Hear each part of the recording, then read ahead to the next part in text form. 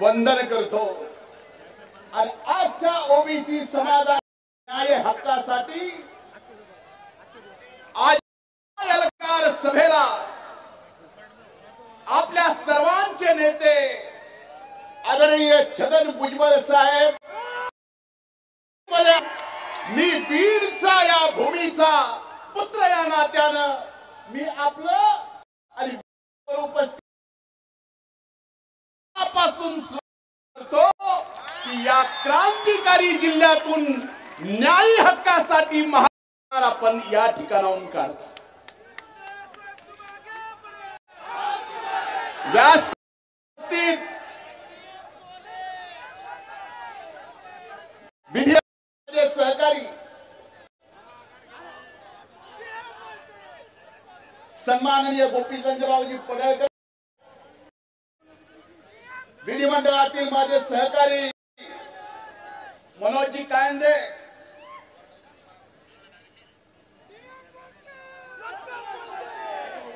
अरे ज्याची खोलायची तेवढं तर मला बोलू द्या, पुन्हा तुम्ही बोला। 2-2.5 महिने गप्पच होतो।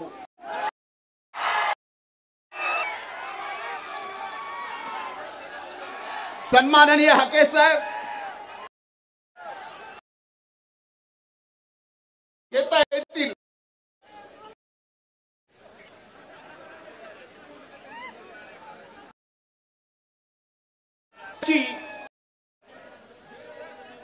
मनापासून मानतो आणि या महाएल्गार सभेला आपण बीडला उपस्थित आहात।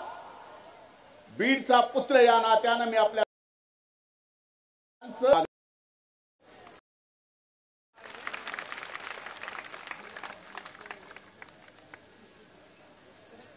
आज मी या व्यासपीठावर उभा आहे।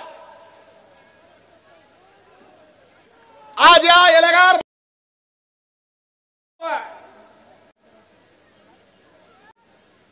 ते कुणाला विरोध करायचा म्हणून नाही,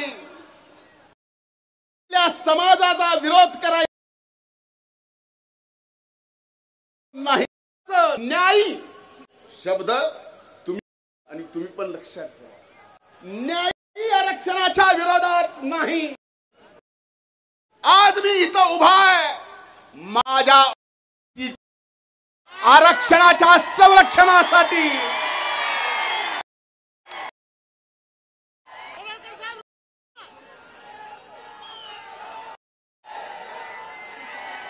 भुजबळ साहेब आमच्यासाठी आपण आमचे मार्गदर्शक आहात, आमचे नेते आहात। तुम्ही खंत व्यक्त की स्वर्गीय मुंडे साहेब जर आज हयात असते तर ही स्वर्गीय मुंडे साहेबांची बरोबरी जबाबदारी कोणी घेऊ शकत नाही। ओबीसी हक्कासाठी आपण हयात घातली। आपला कार्यकर्ता इथं आज या सभेला आपण आपले नेते कधी गोष्टी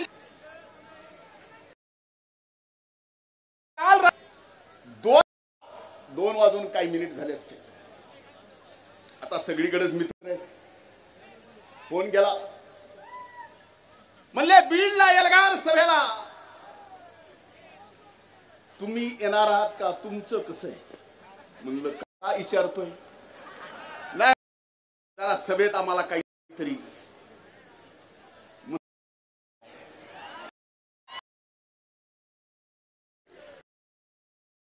भुजबळला सुतळी बॉम्ब कुणी, पण हे स्वतः जाऊन बॉम्ब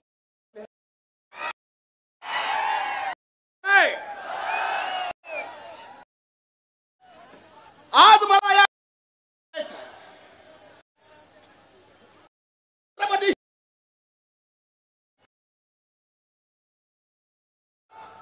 या 18 पगड जाती धर्म घेऊन एक गाव गाडा उभा केला। हा गाव गाडा सर्व जाती धर्म 18 पगड जाती धर्मातले सगळे गावातले एकत्र गुणा गोविंदानी नांदत होते। का नाही?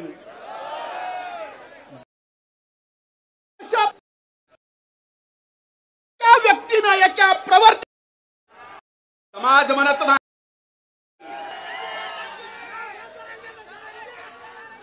ओबीसी एससी एसटी आणि मराठा समाजामध्ये अंतर पडलं.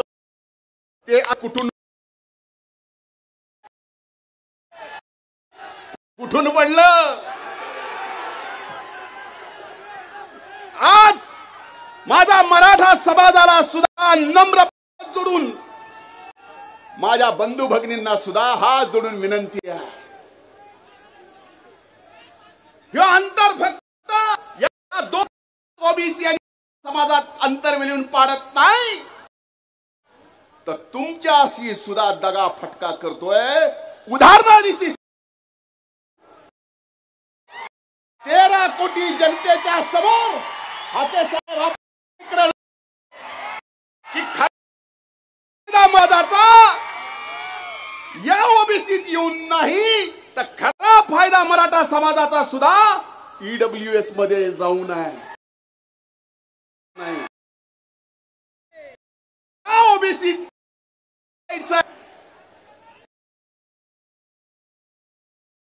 त्या लोकांना सर्वपासून ते राज्याच्या नेतृत्वात घुसायचं म्हणतायत. त्या समाजाची भावना नाही, मराठा समाजाची.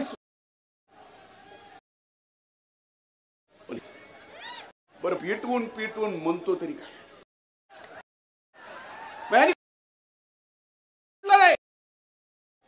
अरे कधी कधी माणूस असण्याची, कधी कधी जिवंत असण्याची, हे सगळं ऐकून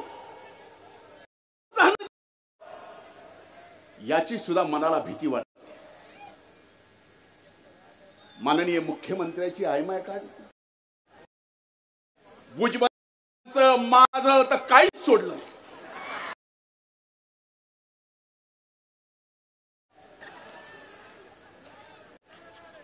मला तर कधी पण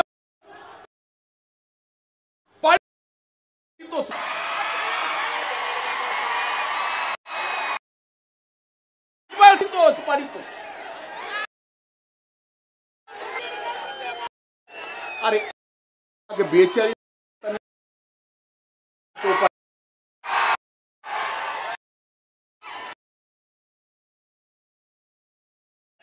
आज ओबीसी आरक्षण त्याच्या ओबीसीचं आरक्षण हक्कावरच्या आरक्षण देऊ द्यायचाच नाही. आणि या महाराष्ट्रात पुन्हा छत्रपती शिवाजी स्वराज्यात उभा केलेला गावगाडा सुद्धा आपल्याला चालव, ही सुद्धा जबाबदारी आपण सर्वांनी घेतली पाहिजे. माणसात माणूस ठेवला नाही हो.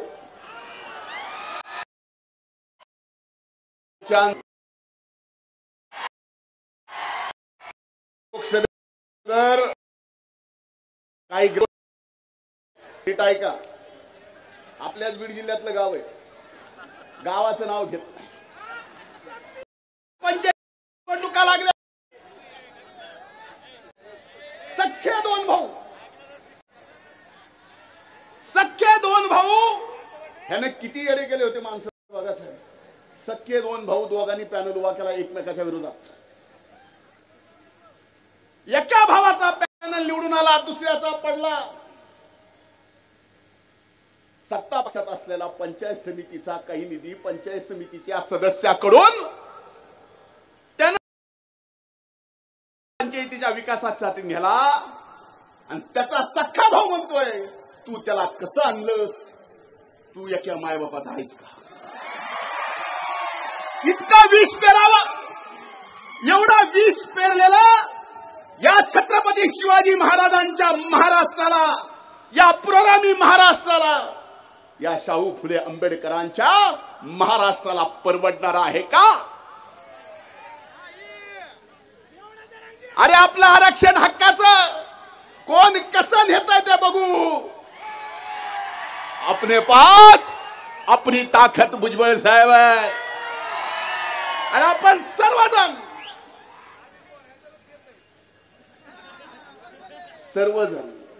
ताकदीनं, नाही तर एवढे आलात. ही अभूतपूर्व ऐतिहासिक सभा आहे आणि ती सभा सुद्धा छत्रपती संभाजी क्रीडा संकुलामध्ये होते. हे हक्काच्या, न्यायाच्या, ओबीसीच्या आरक्षणाच्या संरक्षणाची लढाई सुरुवात ही छत्रपती संभाजीनगरच्या संभाजी क्रीडा संकुलाच्या इथून होत्या. म्हणून मला आपल्याला काही गोष्टी या ठिकाणी स्पष्टपणे सांगायच्या, माध्यमांना दाखवायच्या. मी एका सभेत बोललो की एमपीएससीचा निकाल मागचा काय लागला, त्यात ओबीसी ची टक्केवर 480 ला कट ऑफ झाला आणि ईडब्ल्यूएस ला 455 ला कट ऑफ झाला. ज्यांनी कुणबी म्हणून प्रमाणपत्र आत्ल्यात घेतलं, फॉर्म भरला, एमपीएससी मध्ये 480 मार्क पडले, पण नापास झाला. पण त्याच गाड्यानं जर ईडब्ल्यूएस चं सर्टिफिकेट घेतलं असतं तर ईडब्ल्यूडीच्या मेरिट लिस्ट मध्ये पहिल्या 25 मध्ये लागला असता. पुराव्यानिशी सांगतो, पुराव्यानिशी. आणि ह्याचा खरा बरा एकदा तुम्ही असे माथे कुणाचे भडकू नका. या छत्रपती शिवाजी महाराजांच्या महाराष्ट्रात तुम्ही असे कुणाचे माथे भडकू नका. खरं काय, खोटं काय, कायदा काय सांगतो आणि मराठा समाजाच्या आमच्या गरीब बंधू भगिनींना खऱ्या अर्थानं फायदा कशाचा होतोय हेच आम्ही बोलतोय, हेच सर्वजण बोलतायत. पण ओबीसीत येऊन नाही. आता आम्ही काही बोललो की तो बोलणारच. रोज सकाळी 9 वाजता. आता एक निकाल माझ्या हाती आलाय,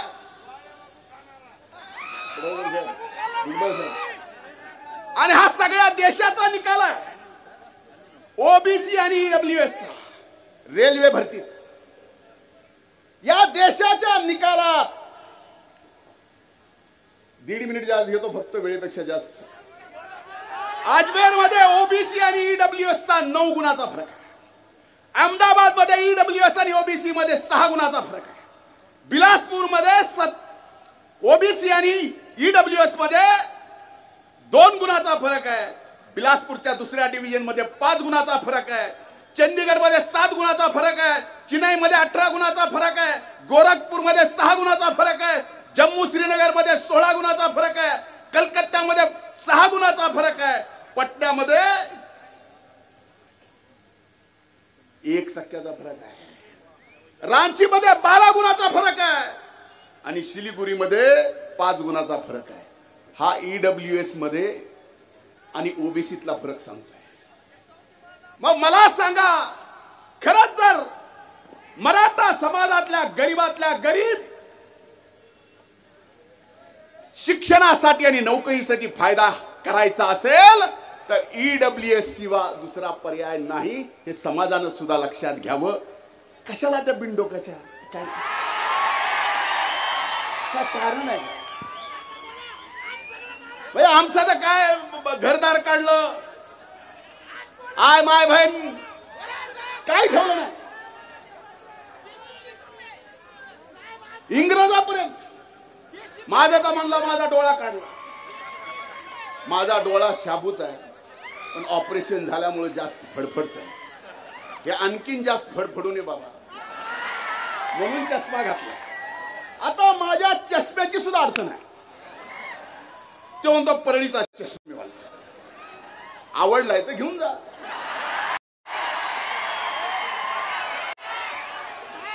पण ओपून दिसल का नाही मला माहित नाही.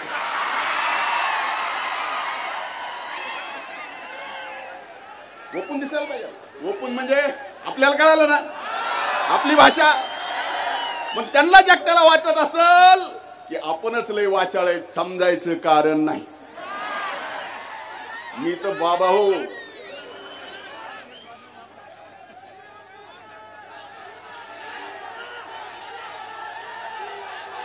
म्हणून आज ही एल्गार सभेची लढाई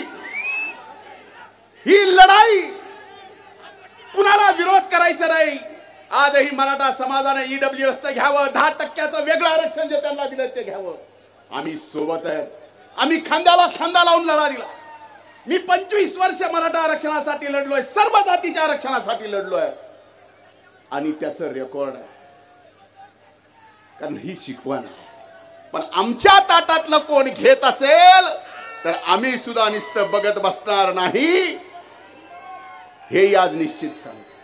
आणि कृपा करून मी जसं सांगितलं रात्री 2 वाजता फोन आला मला, तसं आपल्याला सुद्धा सांगतो, कुणाला घाबरायचं, कुणी अंगावर आलं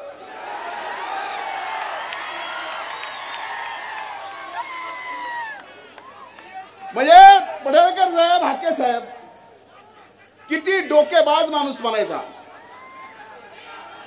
दसऱ्याचा मेळावा संपला रे संपला की ते म्हणले धनगराचं आरक्षण 94 ला जे भटक्यात दिले करून 94चा GR रद्द करा. ह्याला GR तरी कळत असेल नाही.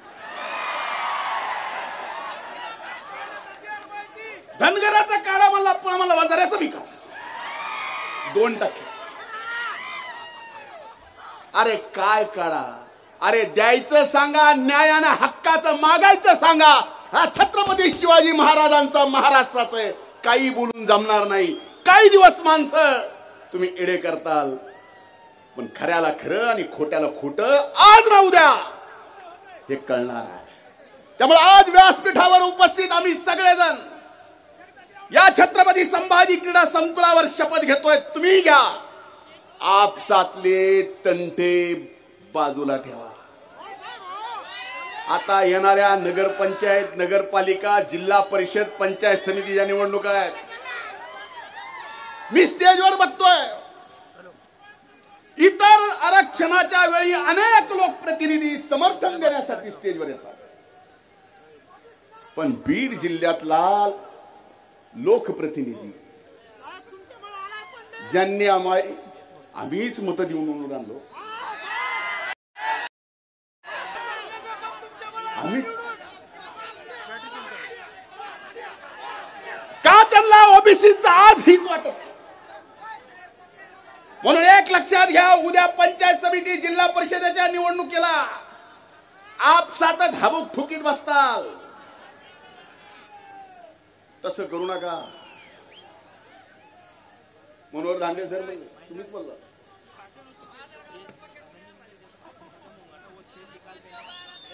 मीच आणला कुणी आणला कुणाला सांगू. काही जण उरावर घ्यायची सवय लागलेली असले घेतल्या काय, उगाच नाही घेतले, पक्षनिष्ठेसाठी घेतले. उगाच नाही, पक्षनिष्ठेसाठी घेतले. पण एकच सांगतो, आजच्या या सभेतून आपल्या आपल्या गावाला जाताना, आपल्या गावात जाताना आपल्याला तो गाव गाडा सुद्धा सांभाळायचा आहे. आपल्याला कुणाचा समाजाचा द्वेष नाही करायचा. आपला द्वेष, आपला राग, आपला संताप एक व्यक्ती आणि एक प्रवृत्तीला आहे, बाकी कुणाला नाही. आणि येणाऱ्या जिल्हा परिषद, पंचायत समितीत दाखवून देऊ. बरोबर आहे का नाही? आणि माझी विनंती आहे साहेब, आपण मंत्रिमंडळात आहात. पडळकर साहेब, मी, पंकज, मनोज भैया, आम्ही विधिमंडळात आहोत. पण मंत्रिमंडळात एक गोष्ट निश्चित केली पाहिजे की आपण जी मागणी केली आहे, सुरुवात बिडून झाली उभ्या महाराष्ट्रात. आता या केंद्र सरकारनं तर जात न्यायांना करायचा निर्णय घेतलाय, पण करत असताना महाराष्ट्रानं त्याच्या अगोदर राज्याला सुद्धा करता येतो. तो अगोदर महाराष्ट्रानं सुद्धा लवकरात लवकर एकदा हिशोबच करून टाकावा. हे एवढा तेवढा ते तेवढा ते तेवढा, पुन्हा भांडण नको आणि भांडण लावणार आता मुळीच नको. म्हणून माझी आपल्याला हात जोडून कळकळीची विनंती आहे. अनेक जण मराठा आरक्षणाच्या साठी स्वतःच जीव दिला, त्याला शासनाने मदत केली, नोकरी दिली. या ओबीसीच्या आरक्षणाचं संरक्षण व्हावं म्हणून अनेक जणांनी या ठिकाणी स्वतःच्या जीवाचं बलिदान दिलं. बलिदानाला नाही, पण भुजबळ साहेब आपण आमचे नेते आहात. आपल्याला सरकारला सांगावं लागेल की ओबीसीच्या आरक्षणासाठी ज्यांनी आपल्या जीवाचं बलिदान दिलं, आत्महत्या केली, त्यांना सुद्धा 25 लाख रुपयाची मदत आणि नोकरी दिली.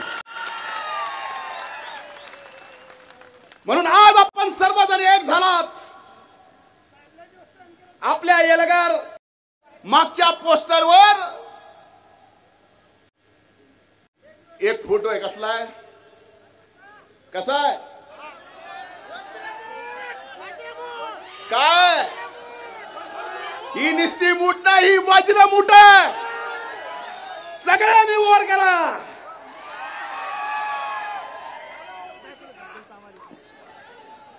एकच पर्व, एकच. खूप खूप धन्यवाद. जय हिंद, जय महाराष्ट्र. मी देशाचे ओबीसीचे नेते, महाराष्ट्राचे मंत्री आदरणीय भुजबळ साहेबांना विनंती करतो की या येलगार आपला मोबाईलचा आपण मोबाईल काढा आणि सगळ्यांनी टॉर्च संबोधित करावं. सगळ्यांनी आपापल्या एकच पर्व, सगळ्यांनी मोबाईल, एकच पर्व छगन साहेबांचा.